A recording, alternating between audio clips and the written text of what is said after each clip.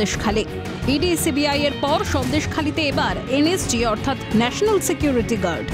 শুক্রবার সকাল থেকেই সন্দেশখালীতে তল্লাশি অভিযানে নামে কেন্দ্রীয় তদন্তকারী সংস্থা সিবিআই। সূত্রের খবর, শাহজাহান শেখের এক ঘনিষ্ঠের আত্মীয়ের বাড়িতে প্রচুর অস্ত্র এবং বোমা মজুত রয়েছে। এমন খবর পাওয়া মাত্রই অভিযান চালানো হয়। তল্লাশি অভিযানে মিলেওছে প্রচুর আগ্নেয়াস্ত্র। খবর দেওয়া হয় এনএসজিকে। জাতীয় নিরাপত্তা রক্ষা বাহিনী ঘটনাস্থলে এসে রোবট দিয়ে তল্লাশি অভিযান চালায়। এমনকি কুকুর দিয়েও চলে তল্লাশি অভিযান। উল্লেখ্য, গত জানুয়ারি মাস থেকেই দফায় দফায় উত্তপ্ত হয়ে ওঠে সন্দেশখালী। শাসক নেতাদের বিরুদ্ধে জোর করে জমি দখল থেকে মহিলাদের সম্ভ্রমহানির মতো ভয়ঙ্কর সব অভিযোগ সামনে আসে। সন্দেশখালীর মা বোনেদের জনরোষে পিছু হটে শাসক। ঘটনার 56 দিনের মাথায় পুলিশের জালে ধরা পড়ে সন্দেশখালীর বেতাজ বাদশাহ শেখ শাহজাহান।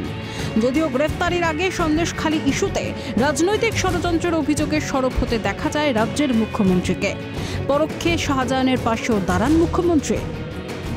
আগে টার্গেট শেখ শাহজাহান, ওকে টার্গেট করে ইডি ঢুকলো।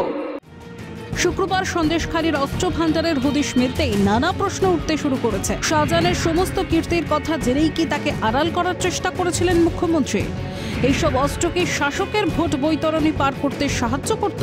বেতাজ বাদশার একচ্ছত্র আধিপত্যে কেন করা অনুশাসন আনেনি শীর্ষ নেতৃত্ব? রাজ্য প্রশাসনের ভূমিকাই বা কি ছিল? সবার নাকের ডগায় অত্যাধুনিক বিদেশি অস্ত্র থেকে বোমা মজুত হলো কিভাবে? এই ঘটনার নেপথ্যেও কি কীর্তিমান শাহজাহান?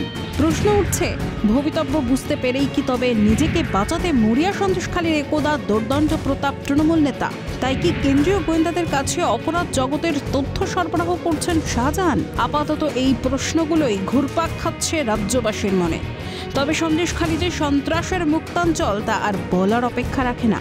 ক্যালকাটা নিউজ।